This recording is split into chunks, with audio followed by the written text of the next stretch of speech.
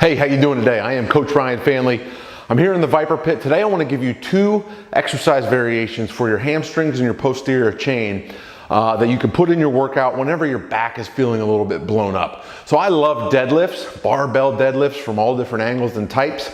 The problem with deadlifts, if done too hard, too heavy, too often, is you will slow down your recovery. It takes a long time to recover from hard deadlifts.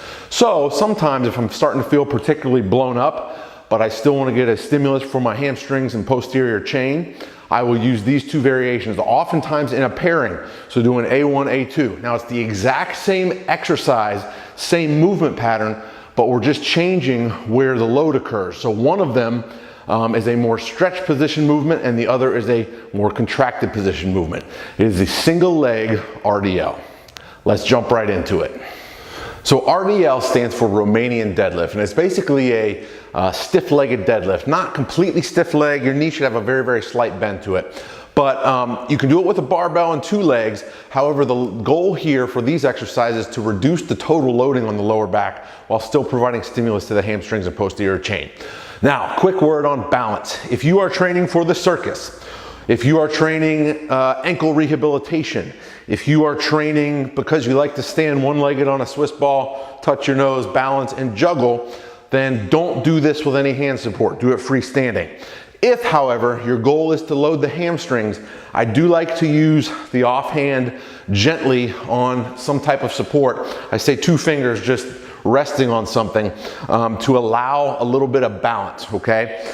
So what you're gonna do, the way you're gonna set up, if I'm working on my right leg, the load is gonna be in the left hand.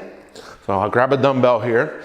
I'm gonna put my other hand up for balance, and I'm simply gonna hinge at the hips and reach behind me, really loading that hamstring and then squeezing up to the top. We're gonna stretch and reach the back leg down and come to the top. Now, it's really important. See the bones on the front of your hips, the hip bones. I want you to pretend like you got some 6-shooters here, some guns. It should be pointed towards the ground as you go down. What happens, a lot of people will open up and their hips will turn out to the side. That's not what you want. You want to stay squared to the ground with the fronts of your hips. Okay, so that's the first version with the dumbbell, and that's going to target the more stretched range of motion. Next, we're going to target the more contracted range of motion. Again, it's the same movement. All the same rules still apply. Hip points should stay squared towards the ground as you're going into the stretch position. The only difference is we're doing it from a pulley that is pulling horizontally. So you set a pulley up somewhere between belly button and chest high. Okay, you're going to back up, get into position, and you can still use your hand on something for support if you want, but you're just going to reach and stretch and then come to the contracted position. Reach and stretch, come to the contracted position, getting a real good glute and hamstring squeeze at the top. Stretch down and back, contracted position. And that is the pulley version. In terms of how to set this up in your program, I love doing it as a pairing done back to back. When you do it as a pairing, you do both exercises on one leg before you switch to the other leg. So what that could look like is I would start on my left leg and do 10 to 15 reps on my left leg with the dumbbell RDLs, then 10 to 15 reps on the left leg with the pulley RDLs, and then go back and do those same 2 for the right leg.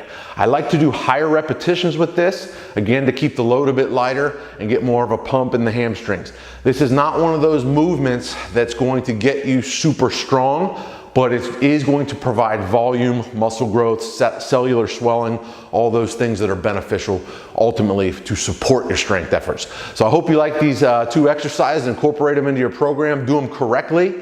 Again, make sure the biggest thing is don't let those hips flare out and open up. Keep the points of the hips squared to the ground as you bend over and hinge at the hips, all right?